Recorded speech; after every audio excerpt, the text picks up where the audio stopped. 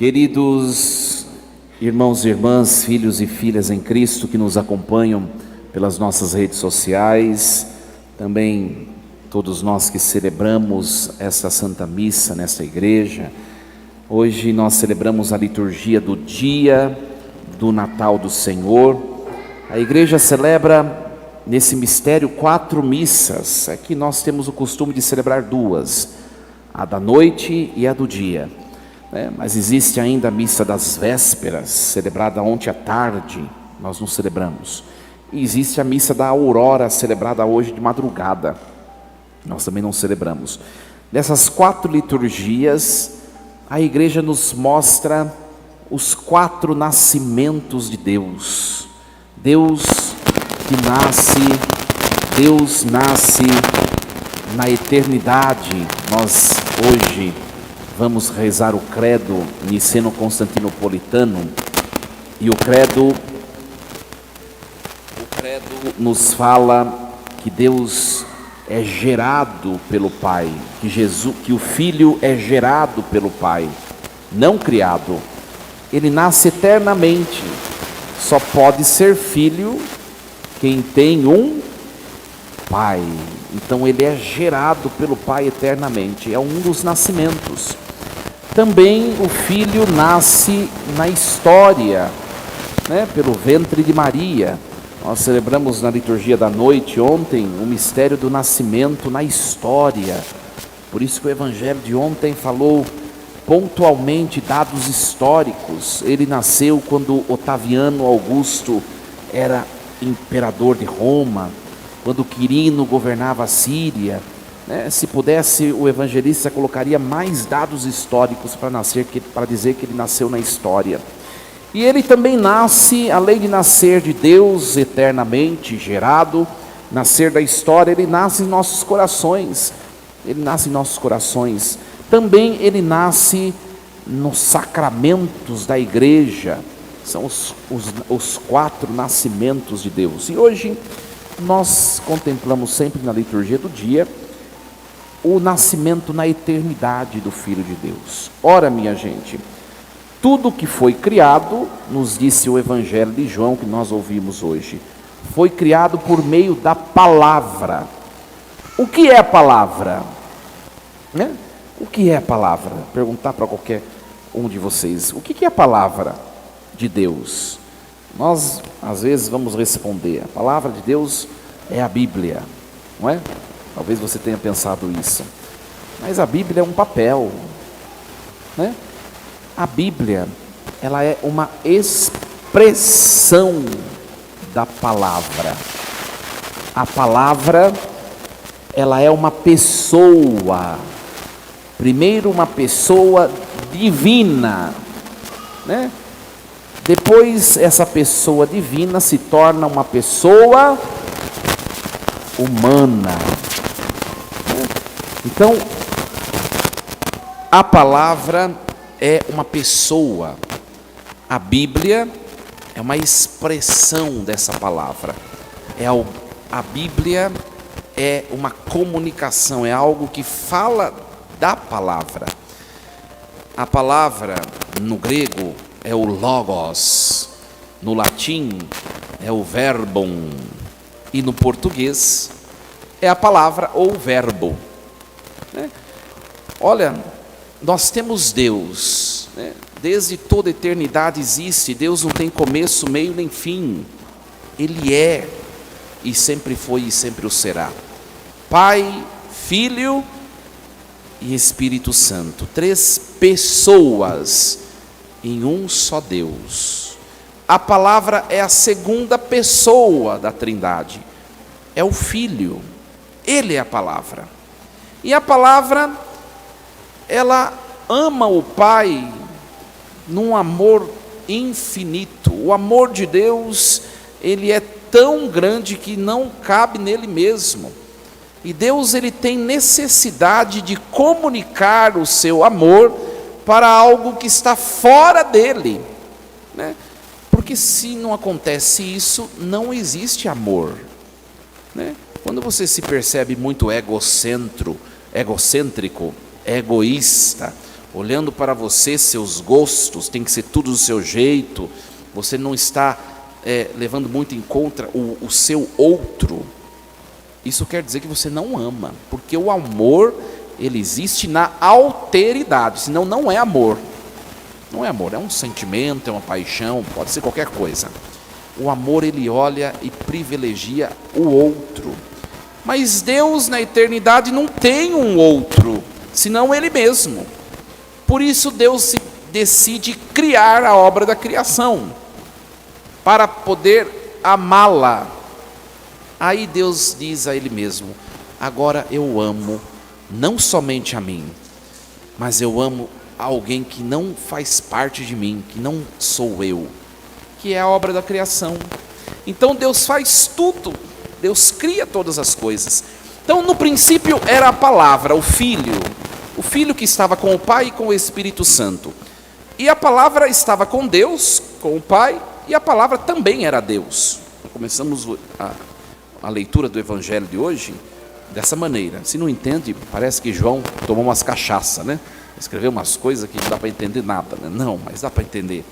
Tudo que foi feito fora de Deus, ou seja, a obra da criação, foi feito por meio da palavra, que é a segunda pessoa da Trindade, o Filho, e sem ela nada do que se fez foi feito. Então tudo para a sua existência depende da palavra. Hoje nós ouvimos a carta aos Hebreus, e o autor da carta aos Hebreus, ele diz que é Deus quem sustenta o universo com a sua palavra. Sabe aquela pessoa que não crê em Deus, e muito menos crê em Jesus Cristo? Ela só existe porque mesmo ela não crendo em Deus e em Jesus Cristo, Deus acredita nela. Porque se Deus deixar de pensar aquela pessoa, ela não existe mais. Não existe nada, aliás, nada do que existe, existe sem o sustento daquele que criou. Olha como Deus é generoso, né? Se nós fôssemos Deus, e nós olhássemos para as pessoas que não creem em nós, imagine se nós fôssemos Deus, nós deixaríamos de lado, não é? Deixaríamos de lado. E Deus não faz isso, porque se Deus deixar de lado, desacreditar, aquilo que existe passa a não existir mais. Olha só, né? Ele nos sustenta tudo por meio da sua palavra. E essa palavra, minha gente, a segunda pessoa, deu para entender que a palavra é uma pessoa divina, né? Ela, em certo momento, que o Evangelho chama de plenitude dos tempos, em certo... Já está desligado meu microfone. A palavra que é eterna, ela entra na história humana e se torna ser humano. Então a palavra eterna, ela se torna humana. A pessoa divina se torna também pessoa humana. Olha aqui, que fantástico isso, né? Então Deus, assumindo a natureza humana, Ele se une de maneira inseparável. Nós chamamos na teologia de união hipostática. Uma união que não se desfaz. Não se desfaz.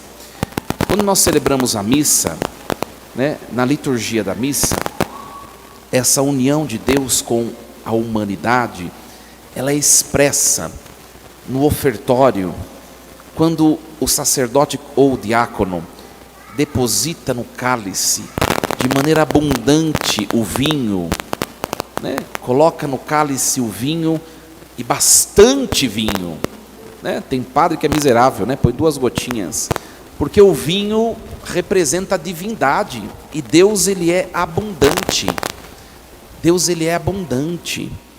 Quando o padre coloca no cálice o vinho, ele está colocando representativamente, evidente, Deus. E depois ele coloca uma gotinha de água. Representa essa união hipostática. A humanidade, que é uma gotinha, que é pequena, que é frágil, entra na divindade. Será que alguém daqui conseguiria? Será que alguém daqui conseguiria, depois desta gotinha de água imersa no vinho, separá-la, tirá-la de lá? Não, não dá. E é isso que Deus faz com a humanidade, né? Quando Ele se encarna, é aquilo que nós fazemos na liturgia. É como se o Pai jogasse essa gotinha de água no vinho da divindade. Nós passamos a fazer parte da família de Deus, nós passamos a ser filhos de Deus, porque Ele se tornou um menino, um ser humano pequeno como nós. Deus é um Deus solidário, né? A solidariedade divina na teologia. Por quê? Que Ele se compadece de nós. Olha, minha gente, a encarnação de Deus, encarnação significa que Deus se tornou carne, encarnação. Não tem nada a ver com reencarnação do espírita, tá bom? Encarnação, Deus se tornou carne como nós. Para as religiões monoteístas, as outras, isso é uma aberração, né? Porque pega o Islã, o judaísmo, eles adoram e servem um Deus que é tão longe deles, e nós não. Nós servimos um Deus que é perto, que nós chamamos Emanuel, Deus conosco. Ele se transformou em carne para poder ser tocado. Ele não se contentou em habitar entre nós por 33 anos, mais ou menos, voltando para o lugar de onde veio, nos céus. Ele continua a sua presença por meio do sacramento da Igreja Católica. Quando nós tocamos a Eucaristia, nós tocamos a palavra que se faz carne. Nós tocamos um ser humano vivo, ressuscitado, que se faz tocável de maneira sacramental, pelo véu incompreensível do sacramento. Isso é, minha gente, motivo de alegria para nós. Se tem alguém no mundo que nunca pode se dizer sozinho, este alguém somos nós, cristãos, comungantes. Porque ainda que pessoas nos abandonem, ainda que pessoas nos deixem, ainda que não dê certo tantas coisas na vida e muitos se afastem de nós, Ele está sempre presente junto de nós. Por isso que nós falamos 3, 4 vezes em cada liturgia da Santa Missa, quando o Padre faz a invocação: o Senhor esteja convosco. Ele está no meio de nós, e ninguém pode tirar de nós o que nós, de fato, queremos que esteja em nós. O Evangelho de hoje diz assim, no versículo 14 desse Evangelho, o capítulo 1 do Evangelho de João que nós ouvimos: e a palavra que é eterna, que era Deus, que era sozinha com o Pai e o Espírito, agora ela se faz carne e habitou entre nós. Essa tradução portuguesa é muito insuficiente. Não sei por que as Bíblias se traduzem dessa maneira. O texto original grego não diz isso. E a palavra se fez carne e habitou entre nós. O texto original diz assim: e a palavra, o logos, o verbum, a palavra se fez carne e armou sua tenda entre nós. É bem diferente. Ora, o que é uma tenda? Uma tenda é um abrigo, é um refúgio. Entra quem quer, mas também pode sair quem quiser. Minha gente, essa expressão do Evangelho de João, Deus, Ele se mostra como uma tenda. Aqui está a expressão do arbítrio divino, que também é o arbítrio humano. Deus respeita o nosso arbítrio, a nossa vontade de entrar na sua vida e de permanecer, ou de entrar e sair. É uma decisão nossa. Nós que estamos nessa igreja, você que está acompanhando pelas redes sociais, se você entrou na tenda de Deus, faz parte da vida de Deus, não saia mais. Não saia mais. Não deixe que nada te tire dessa tenda. porque é para essa tenda que nós acorremos e caminhamos. Porque depois da morte não existe nada mais além dessa tenda, senão o inferno e os demônios. O que nós queremos? É melhor nos abrigarmos nessa tenda. E ele veio ao mundo como uma tenda peregrina, que quis nos tocar, que se deixou tocar por nós. Isso é fantástico. E ele veio anunciar isso, né? Porque o Filho de Deus veio à terra, senão para nos salvar, senão para nos possibilitar entrar no céu. A encarnação do Filho de Deus é para nós motivo de alegria, porque agora nós podemos habitar na vida de Deus. Nós temos o céu como possibilidade, né? Olha, e só não vai para lá quem de fato não quiser a Deus. É escolha nossa. E é isso que Jesus anuncia. Por isso que nós ouvimos a primeira leitura de hoje.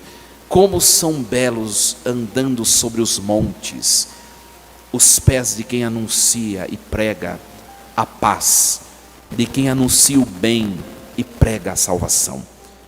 Esses pés belos que tocam os montes. O monte é a figura do encontro do humano com o divino. Esses pés são os pés do menino Deus, do Filho de Deus que se fez homem. E ele anuncia que a salvação só vem de Deus e de mais ninguém. Que nós amemos a Deus. E hoje nos alegremos, meus queridos, nos alegremos, né? Que nada nos faça desistir, sair da tenda. Hoje, vocês perceberam que o som quase tentou tirar o padre da tenda, né? Mas a gente sai da tenda se a gente quiser, né? A gente alimenta os sentimentos no nosso coração que nós queremos, né? As pessoas podem nos prender, podem nos açoitar, mas as pessoas não podem tirar Deus da nossa alma.